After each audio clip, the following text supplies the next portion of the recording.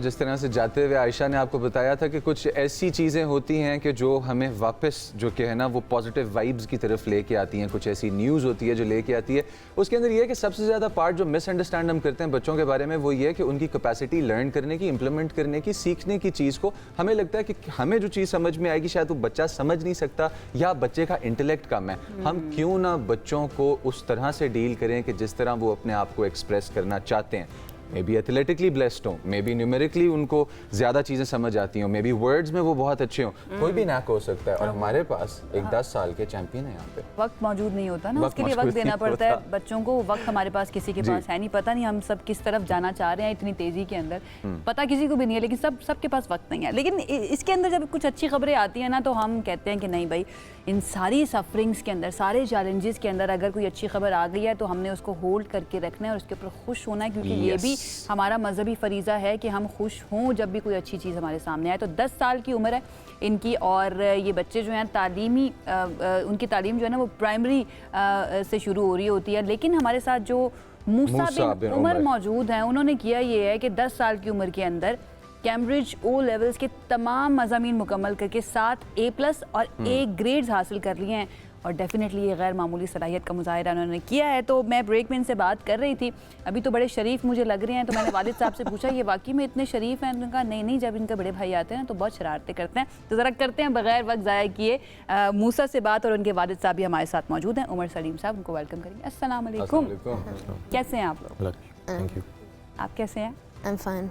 आप मेरी तरफ देख सकते हो, इधर देख सकते हो, दरमियान में क्या देख रहे हो? अच्छा ये बताओ, बहुत बहुत मुबारक हो आपको, कैसा फील हो रहा है आपको? I feel really good and thankful to Allah for all my grades, and I feel also relieved that I've completed my O levels. हमें भी बहुत खुशी हो रही है आपसे मिलकर भी। और ये बताओ कि सबसे फेवरेट सब्जेक्ट कौन सा है? मेरा सबसे फेवरेट सब्जेक्ट जो है ना बायोलॉजी है, because I am very interested in the human anatomy and in the human body. तो इसका मतलब है बड़ा होके उमर साहब इसने डॉक्टर ही बनना? हाँ, इससे पूछ ले इसमें क्या बनना है। अच्छा, आपने पूछा नहीं अभी? नहीं, मुझे पता है, मगर it's totally up to him. Oh okay, बताएं जी क्या बनना बड़ा? I want to become a surgical oncologist and doctor that treats cancer through surgery, because a lot of deaths in my family have been caused by cancer, so I want to treat other patients that have cancer. Clarity देखिए आपने, बिल्कुल vision की clarity उसको है, उसको पता है उसको क्या करना है। आप किस तरह से एनाटॉमी, आपने कहा आप इंटरेस्टेड हो, तो एनाटॉमी आप किस तरह से अप्रोच करते हो, याद कैसे करते हो सिलेबस को? बिकॉज डॉर्सल और वेंट्रल एओर्टा और आपके वेन्स के वेसल्स के नाम, आपके हेपेटिक पोर्टल वेन, उसका फंक्शन क्या है, ब्लड कैसे फ्लो करता है, लिवर में कैसे जाता है, तो ओ लेवल्स का सिलेबस ठीक ठाक डिटेल्ड है? हाँ वो डिटेल्ड है, लेकिन I find that with revision, अगर रिविजन करते रहें तो फिर एक दफ़ा ना बैठ जाता है दिमाग में।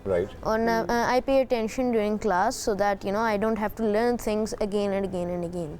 एक मिनट यहाँ पे मैं पॉज करूँगा। व्यूअर्स, आप लोग अगर स्क्रीन पे देख रहे हैं माशाल्लाह पढ़िएगा, बिकॉज आप सब भी जानते हैं और हम भी जानते हैं कि इतना ब्राइट माइंड पैदा देर बाद ही होता है। नेक्स्ट क्वेश्चन, ओ लेवल्स के सिलेबस के अंदर हार्मोनल साइकिल्स तक पढ़ाए जाते हैं, luteinizing hormone, follicle stimulating hormone, all of what human body functions upon, and you remember all of it? I think that time to time I need some time to revise. But yeah, I think I do remember most of it. और biology में A था आपका? Biology में A star था। A star था। अच्छा उमर साहब ये बताइए, माशाल्लाह, how many kids do you have? I have 2 sons. 2 sons, और दोनों में ब्राइट ये हैं या वो ज़्यादा हैं, स्पेशली अगर हम एजुकेशन की बात करें? दोनों ब्राइट हैं। दोनों ब्राइट हैं। दोनों ब्राइट हैं, बट द थिंग्स को अपॉर्चुनिटी मिल गई है। He went into Hassan Abdal, he after 8th, so he's in a conventional system. जो इनके बड़े भाई हैं? इसके बड़े भाई हैं, और वो भी क्लासेस जंप करते रहे, but now he's in a conventional system. He continued jumping classes again and again. तो पाकिस्तान में बच्चे बहुत होते हैं, they're very very brilliant, but opportunity नहीं मिलती। हम एज वाइज बच्चे को सॉर्ट कर देते हैं, जो कि नहीं होना चाहिए। अल्लाह ताला ने हर बच्चे को एक स्पेसिफिक दिमाग के साथ पैदा किया हुआ है। मूसा के बारे में रियलाइज़ आपको कब हुआ कि यू नो ये बाकी बच्चे जो है ना उनसे ही इज़ बेटर या फिर ब्रिलियंट है और इसको क्लासेस जंप करवानी चाहिए? को आप इस तरह यूज़ कर सकते हैं। हाँ, from the very start, so he studying in my own school, हमारा भी ओ लेवल्स का कैम्ब्रिज स्कूल है, and from the very start हमने इसको जब पहली क्लास में भी बिठाया in play group, we saw that हमने टीचर्स को कहा कि अगर कर जाता है तो ठीक है, नहीं करेगा he repeat it. He came in the top 5, we moved him to the next class. And उधर जाके हमने कहा अगर नहीं करेगा तो he repeat it. Then he moved on to the next class. Then we saw that he started to top the class.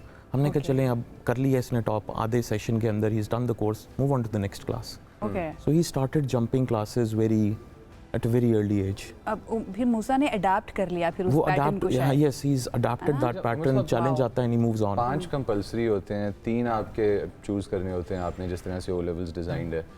तो what pushed him towards science and not arts, accounting वगैरह उस तरफ? अच्छा, मैं because I am an Abdalian my self, Hasan Abdal में choice नहीं होती. So you have standard subjects and मैंने भी मेरे स्कूल में भी it's all we put all standard subjects. जब आप चूजिंग की ऑप्शन देते हैं तो children at that particular age they not have proper decision making. Parents को जाके इन्फ्लुएंस करते हैं कि कंप्यूटर्स दे दें, हालांकि कंप्यूटर्स भी ओ लेवल्स का it's less practical, it's more theoretical. मगर वो पेरेंट्स को पुश करते हैं, पेरेंट्स उनके आगे सबमिट कर जाते हैं, and then they end up making decisions which are wrong for them. आपको पता है ना हमारे एजुकेशन सिस्टम के अंदर एक चीज़ पाकिस्तान में जो नहीं है एजुकेशन और सिस्टम में, वो एजुकेशन के साथ सिस्टम और सिस्टम के साथ एजुकेशन नहीं है. 1 आउट ऑफ द 2 मिलता है. आप वो लूप होल जिस वक्त एड्रेस कर रहे हैं इस तरह का बच्चा रेज करके. नहीं, he is not the only child. So I have many students जिन्होंने अभी ओ लेवल्स में they are also scoring straight A's and they are 12-13 years of age. अच्छा, ये मूसा जो है, Musa is the youngest one. He is the youngest. Yes. He is the first youngest या इससे पहले भी कोई ऐसे? नहीं, इस तो इतनी एज इसका का मतलब है कोई कि नहीं इन्होंने है. रिकॉर्ड बनाया, आप ये कह रहे हैं. Yes, yes. तो आप But completing O levels with these grades, yes, he's made a record. मगर we didn't push him into it. करता गया तो करते जाओ, करते चले जाओ. I used to tell him यार जितना होता है उतना कर लो, just give it your best. Pakistan का है या फिर ये world record? You can search it all out. Overall, you will not find such grades for a 10-year-old. तो आपने प्लान किया इसको फिर अप्लाई करने के लिए, कोई गिनेस वर्ल्ड रिकॉर्ड के लिए अप्लाई करें? वो अभी तक तो ऐसा कोई प्लान किया ही नहीं है अभी तक. तो आप सोच रहे हैं, मैं आपको कह रही हूँ कि मशवरा दे रही हूँ, सोच लें. सोचा जा सकता है. सोचा जा सकता है. क्या कैसा लगेगा आपको मूसा अगर आपका नाम गिनेस वर्ल्ड रिकॉर्ड्स के अंदर आ जाए तो? I would feel good, but I did not do O levels to break a record or something.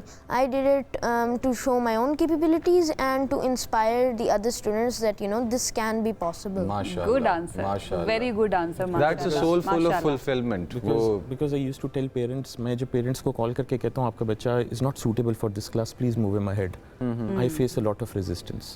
शुरू में बहुत ज़्यादा होती थी कि बच्चे पे प्रेशर आ जाएगा, बच्चा कर नहीं सकता, इतनी एज का बच्चा इधर नहीं होना चाहिए, ये नहीं होना चाहिए. सो आई आस्क्ड मूसा, तुम करते जाओगे, people will look at you and दिल थिंक इट्स पॉसिबल. इसकी लेकिन रूटीन जानना बड़ा ज़रूरी है. मूसा, आपकी रूटीन सुबह उठने के बाद क्या रूटीन होती थी पूरा दिन सोने तक?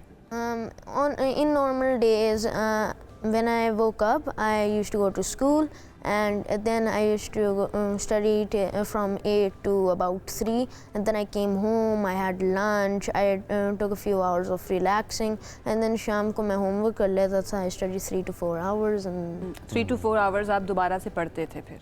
ठीक है. ये उस तरह पढ़ता नहीं था. So videos. Okay. Everything is on YouTube. ये लेक्चर का लिंक आ जाता था स्कूल से, उस लिंक को वॉच कर लेता था.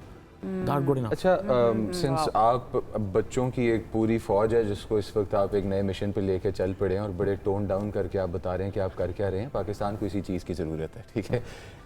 इन बच्चों के अंदर आपने किस तरह से डिसाइड करना है कि यार बच्चा ग्रेड 5 में नहीं ग्रेड 6 में ठीक रहेगा? पेरेंट्स को किस माइंडसेट के साथ अपने बच्चे के तालीमी सफ़र को अप्रोच करना चाहिए? द फर्स्ट थिंग इज़ कि मैं पेरेंट्स को कहता होता हूँ, do not trust a school. Do not trust a school. Do not trust any school. वो आपको जो रिजल्ट्स दे रहे हैं, how do you know they are correct? आपको जो करिकुलम दे रहे हैं, how do you know it's age appropriate? आपको तो whatever they are giving you an A, you are happy, आप तो खुश हैं. पेरेंट्स को any school can manipulate any parent, that's not an issue. आजकल ChatGPT है, आपको इंटरनेट से मिल जाएगा किस क्लास में क्या चीज़ें पढ़ानी चाहिए. उस चीज़ के ऊपर ChatGPT को कहें पेपर जनरेट कर दें. जो सिलेबस आता है इवन आपके बच्चे को एग्ज़ाम के लिए प्रिपेयर करने का, ChatGPT से एक ऑल्टरनेट पेपर जनरेट करवाएं, अपने बच्चे से सॉल्व करवाएं, ChatGPT से चेक करवा लें. आपको पता लग जाएगा is your child progressing like he should, first and foremost. Secondly, if he is topping the class, and you are getting to know that he's an A-star student, he's a topper. Why is he sitting there in that bunch of students? He doesn't belong there. Because class में teacher को ऊपर pressure होता है कि you have to take all students along. जब आप all students along को लेके जाएंगे तो C-D वाले पे तवज्जो ज़्यादा चली अच्छा, जाएगी. Let me be very honest, आपको यू नो नज़र आता है कि पेरेंट्स की तवज्जो भी इस तरफ हो, क्योंकि पेरेंट्स के लिए इंपॉर्टेंट है बच्चा स्कूल जा रहा है, उसकी स्कूल की फीस जा रही है, उसको मैं खाना खिला रहा हूँ, हाँ जी बस मेरा काम मुकम्मल हो पेरेंट्स रहा की है. एक एक्सपेक्टेशन ये है कि school will do everything. Yes, माहौल जो है ना that is central to producing results.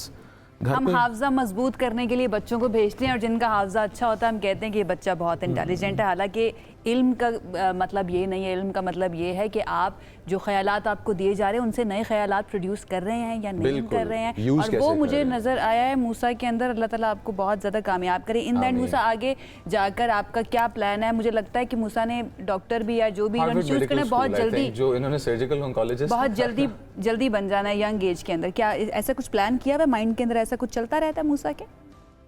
I planned on becoming a surgical oncologist, and that's really, you know, my goal. Okay, is to become a surgical oncologist to, you know, treat cancer. Young age के अंदर बनना है, जल्दी बनना है, या फिर जितना वक्त लगता है उतना ही वक्त में बन जाए तो I'm ठीक just है? trying to go with the flow. You see, I've started school for like. I started school when I was 2 years old, and I did 2 classes in, you know, each year, تقريبا, and eventually I went to O levels, so it was kind of, you know, gradual, and I plan to keep it gradual and go. That's great. एक छोटा सा tip दूं, मेरे दिमाग में बस एक creative idea आ रहा है. सिंस सर्जिकल ऑन्कोलॉजी की तरफ आपका जाने का इंटरेस्ट है, are you interested in origami, like the paper folding art, Japanese paper folding art? No. Get into that. Get yourself a pair of tweezers, सही है, और tweezers के साथ आप उनको fold करने का art सीखें. It's going to prepare your motor skills for it. This was, by the way, again a YouTube video. Yes. Thank you. Thank आप लोग आए, आपने हमें join किया. इतनी बड़ी inspiration सर, बेटा आपका अल्लाह पाक इन्हें सलामत रखे, अल्लाह पाक आपको सलामत रखे. And parents, आपने किसी स्कूल को ट्रस्ट नहीं करना, क्योंकि जिन्होंने अपने बच्चे को 10 साल की उम्र में एज दिलवाए हैं ओ लेवल्स के अंदर, वो आपको ये कह रहे हैं कि बच्चे को उसके हिसाब से आगे लेके जाएं, मत खींच के रखें, मत वहाँ बिठाएं कि जहाँ आपका बच्चा एडजस्ट नहीं हो पा रहा. बिकॉज किसी जगह में फिक्स होना ये मतलब नहीं है कि आप वहाँ पे बिलोंग भी करते हैं. अगर आपका बच्चा आपकी प्रायोरिटी नहीं है तो वो स्कूल की प्रायोरिटी भी नहीं होगा. Let's be really honest.